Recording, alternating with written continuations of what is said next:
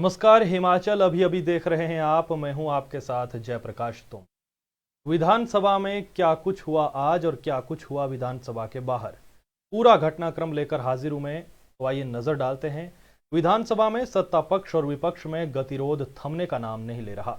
विधानसभा के बजट सत्र के चौथे दिन विपक्ष ने सदन में निलंबित विधायकों और उनके ऊपर किए गए मामले दर्ज को लेकर कांग्रेस विधायक जगत सिंह नेगी ने नियम 223 के तहत पॉइंट ऑफ ऑर्डर पर चर्चा की मांग की।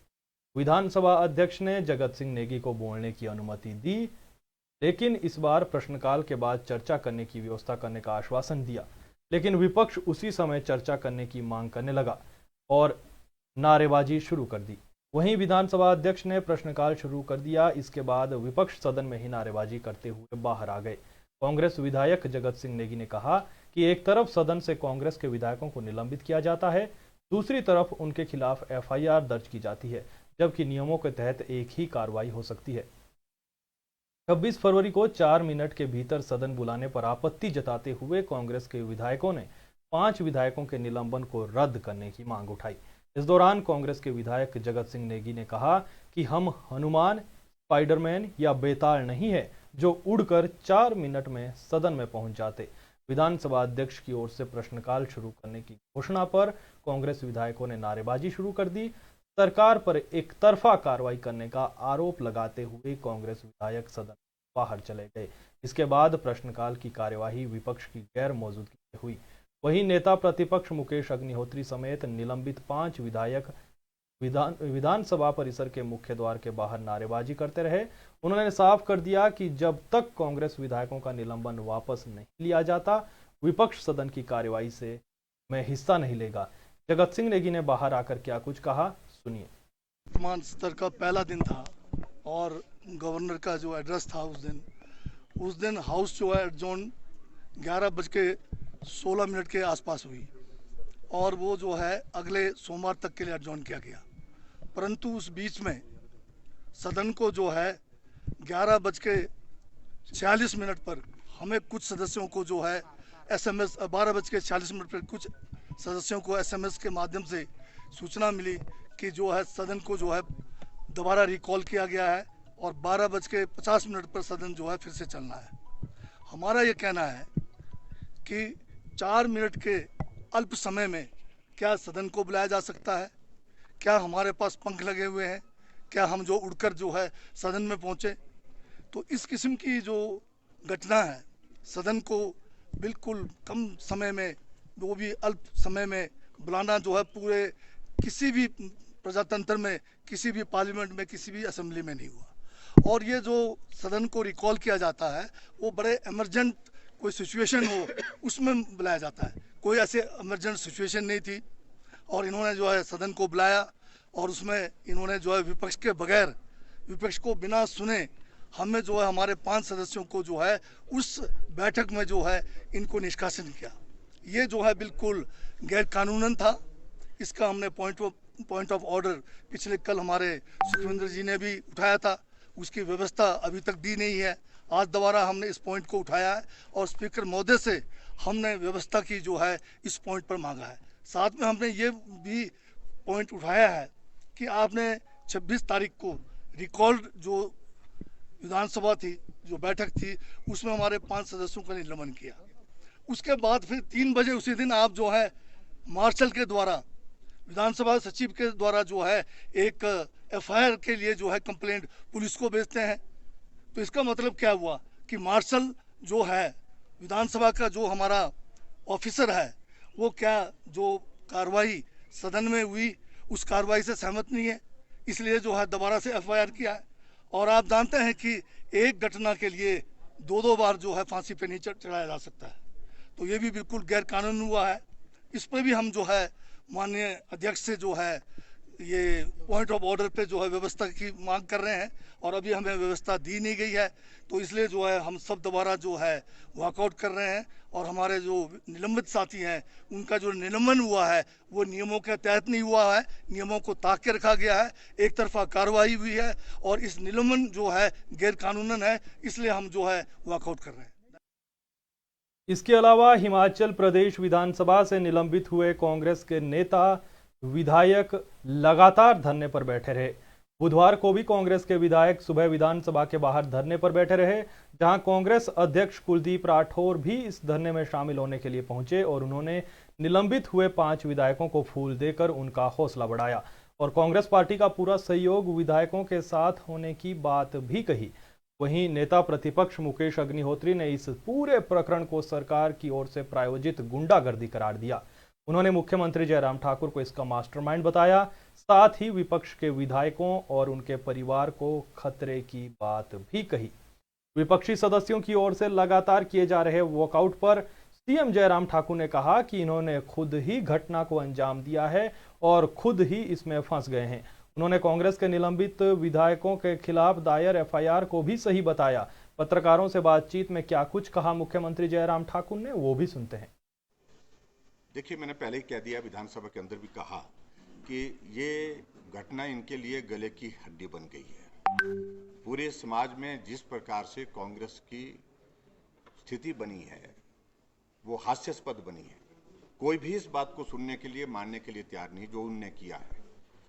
और दूसरी बात मुझे ये कहनी है कि जिस प्रकार से वो गलत बयान जो है, झूठी बातें जो बाहर कहते हैं मीडिया के सामने, मेहरबानी करके उन बातों को वो करना बंद कर दें, क्योंकि इस घटना में कौन क्या लिख रहा है, कौन क्या बोल रहा है, उसका महत्व नहीं है। लोग क्या देख रहे हैं उसका महत्व है, जो मीडिया के माध्यम से सब लोगों को जानकारी मिली है। दूसरी बात, जो आज विधानसभा के अंदर कांग्रेस पार्टी के एक माननीय सदस्य ने एक प्रश्न उठाया था व्यवस्था से संबंधित स्पीकर के समक्ष, उस संबंध में स्पीकर साहब ने अपनी व्यवस्था देनी है, वो उनका अधिकार क्षेत्र का विषय है, लेकिन हम उसको महसूस करते हैं कि जो भी निर्णय स्पीकर महोदय ने किया है, विधानसभा के सम्मानीय अध्यक्ष जी ने किया है, वो नियमों के अनुरूप है।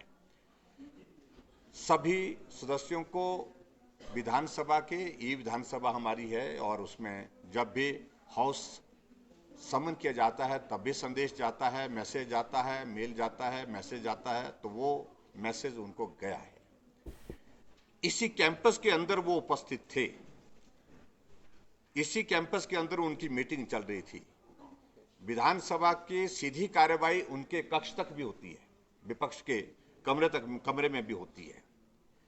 अगर वो मैसेज जो है वो 4 मिनट पहले मिला तो भी वो 1 मिनट के अंदर विधानसभा के अंदर आकर के कार्यवाही में हिस्सा ले सकते थे, लेकिन मंशा ही नहीं थी।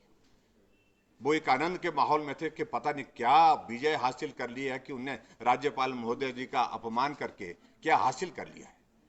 और दूसरे, उसके बाद विधानसभा की कार्यवाही लगभग 1 घंटा तक चली है।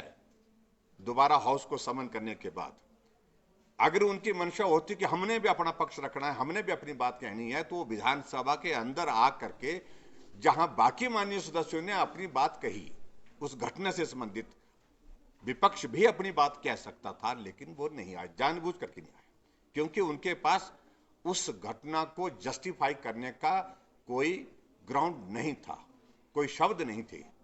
इसलिए जो भी कार्रवाई की गई है विधानसभा के सम्मानीय अध्यक्ष द्वारा, वो नियमों के अनुरूप है, नियमों के अनुसार है, इसलिए उस पर कोई टिप्पणी करने की आवश्यकता नहीं। दूसरी बात, जब आईपीसी सेक्शन 124 का अगर वो जिक्र कर रहे हैं, ये कानून में व्यवस्था, हालांकि मैं कानून का छात्र नहीं रहा हूं, लेकिन मुझे जो जानकारी मिली, ये सेक्शन उसमें इसलिए अट्रैक्ट हुई क्योंकि राष्ट्रपति, उपराष्ट्रपति और महामहिम राज्यपाल महोदय जी के खिलाफ जिस प्रकार से व्यवहार किया, उसमें ये सेक्शन ऑटोमेटिकली अट्रैक्ट होती थी। इसके आधार पर ये सेक्शन वहां पर लगी है। और उसकी वजह, सत्र के दौरान ठियोग से माकपा विधायक राकेश सिंघा ने राज्यपाल के अभिभाषण की चर्चा को लेकर कहा कि अभिभाषण अधूरा है, जो हिमाचल की असल तस्वीर को सामने नहीं लाता है। कोरोना महामारी ने सदन के 8 सदस्यों को छीन लिया। देश और प्रदेश की आर्थिक स्थिति बिगड़ चुकी है। सत्ता पक्ष के सदस्य भी राज्यपाल के अभिभाषण पर छक्के नहीं मार पाए, क्योंकि छक्के मारने की पिच ही नहीं है।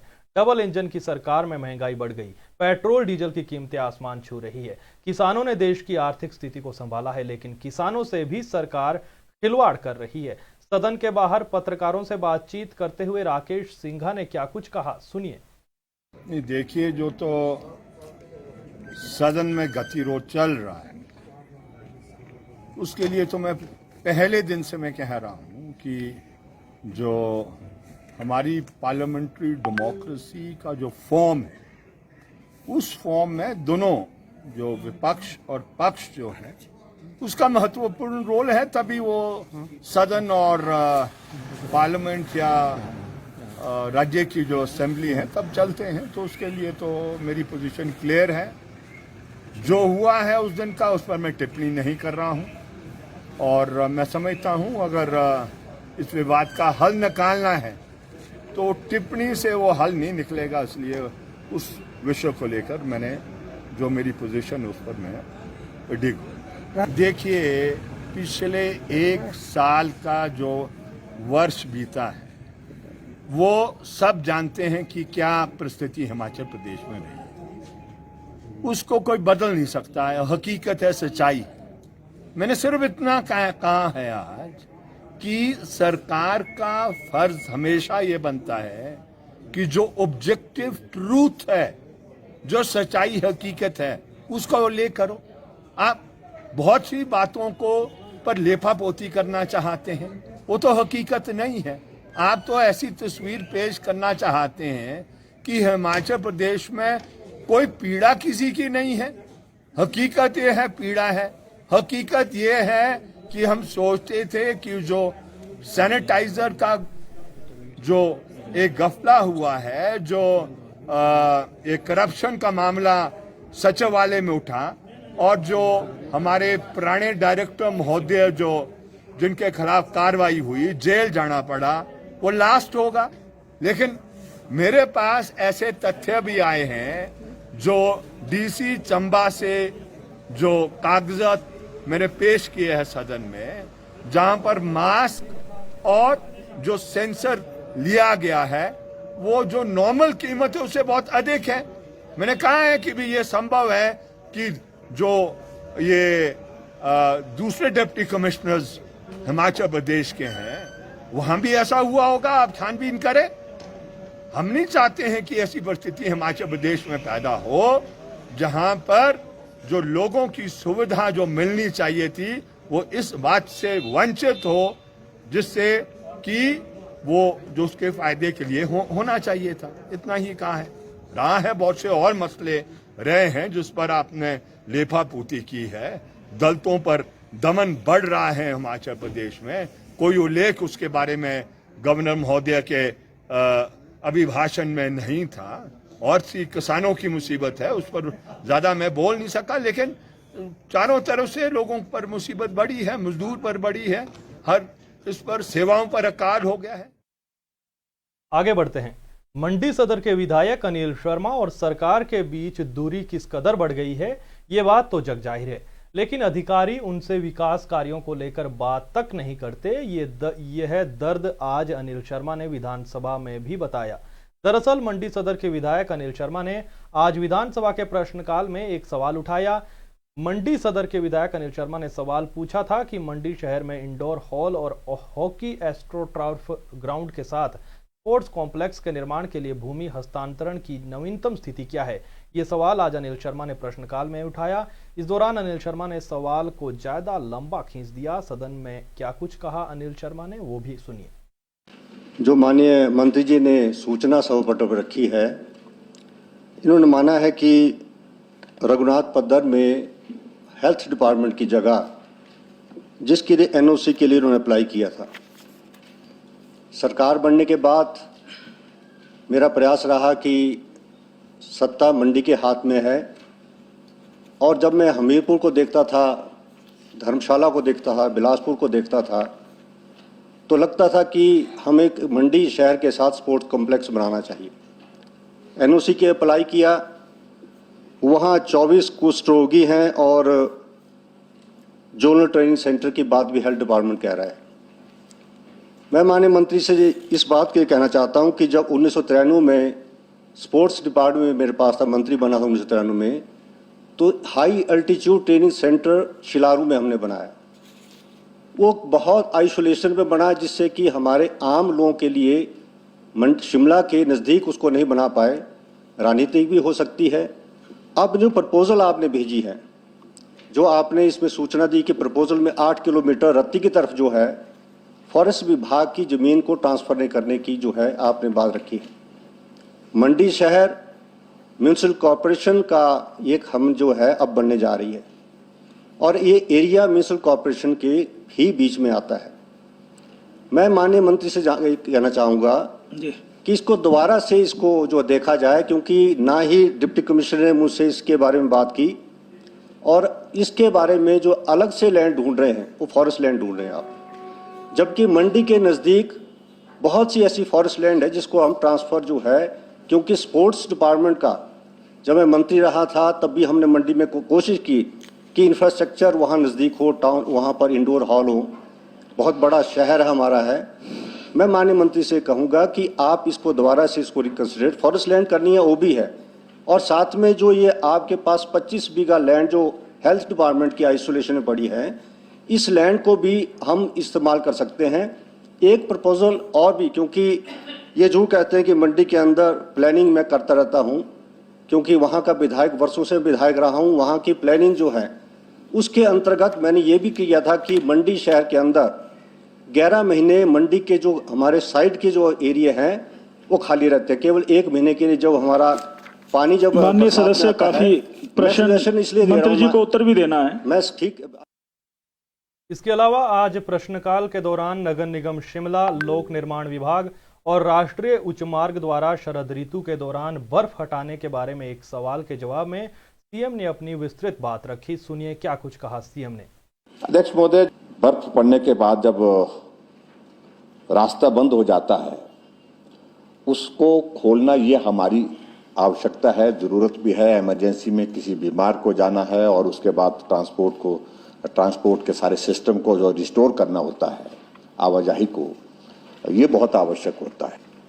उस दृष्टि से विभाग जो है वो अभी तक की जो व्यवस्था रही है उस व्यवस्था पर आमतौर पर यही होता है कि उसको रिमूव करने के लिए कॉन्ट्रैक्टर को काम दिया जाता है, जेसीबी लगाई जाती है, बर्फ हटाई जाती है, उसके अगेंस्ट उनका बिल रेज होता है, बिल रेज होने के साथ ही उनको पेमेंट होती है।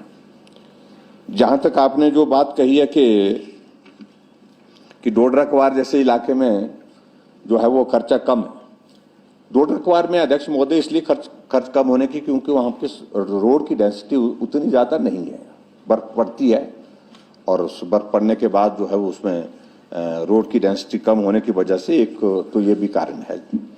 जहां सड़कें ज्यादा हैं, बर्फ पड़ती है, तो उन सभी सड़कों को रिस्टोर करने के लिए मशीनें लगानी पड़ती है और मशीनें लगा करके, क्योंकि हर जगह से हमको फोन आता है, बर्फ पड़ती है और तुरंत हमको फोन आ जाता है। पहले क्या हो जाता था, 4 दिन 5 दिन 10 दिन 15 दिन तक भी रास्ता बंद रहता था तो भी लोग बहुत ज्यादा ये नहीं करते। तो अब कम्युनिकेशन का तरीका अध्यक्ष मोदी इस प्रकार का हो गया कि तुरंत जो है बर्फ रात को पड़ी, सुबह को फोन शुरू हो जाते हैं कि हमारा रास्ता बंद पड़ा है, हमारी सड़क बंद पड़ी है, बीमार है, यहाँ पर हमने वहां जाना है। तो ट्रांसपोर्ट खोलने के लिए जो है वो मतलब उस सड़क को ठीक तरह से चलाने के लिए आवश्यक भी होता है, इसलिए ये सारा काम किया जाता है।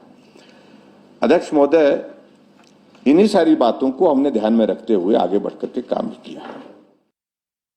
फिलहाल के लिए इतना ही। हिमाचल सहित देश दुनिया की तमाम बड़ी खबरों के लिए आप बने रहें हिमाचल अभी के साथ। नमस्कार।